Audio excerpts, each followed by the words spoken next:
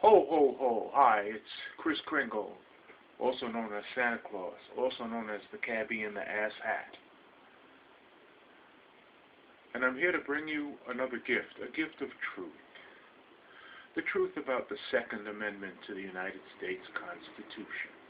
I want you to Google the words, "Please don't vomit in the taxi," and you will find my blog, and on that you will find a post about the Second Amendment to the Constitution of the United States.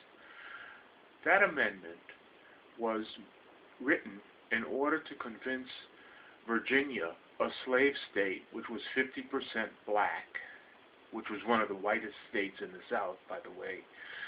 The entire South was majority black slaves. And that's important for what I'm going to tell you.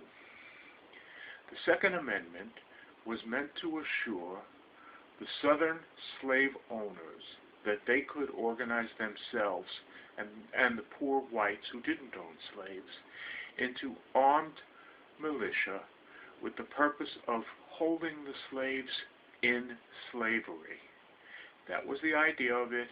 It had nothing to do with arming the majority or allowing the ordinary Southerner, who in those days happened to be a black slave, allowing the ordinary Southerner to go out and get himself a gun.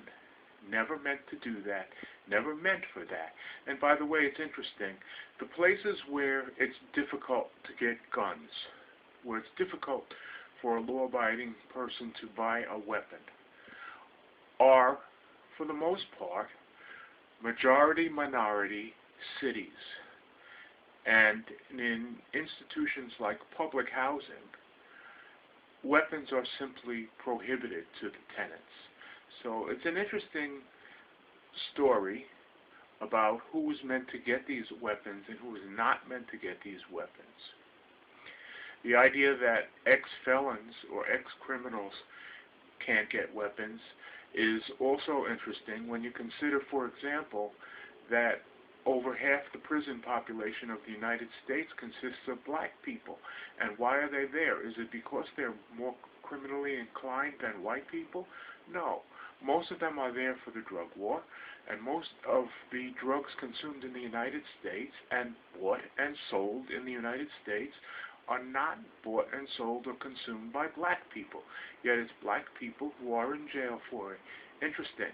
And they're not allowed to vote in many states nor own weapons.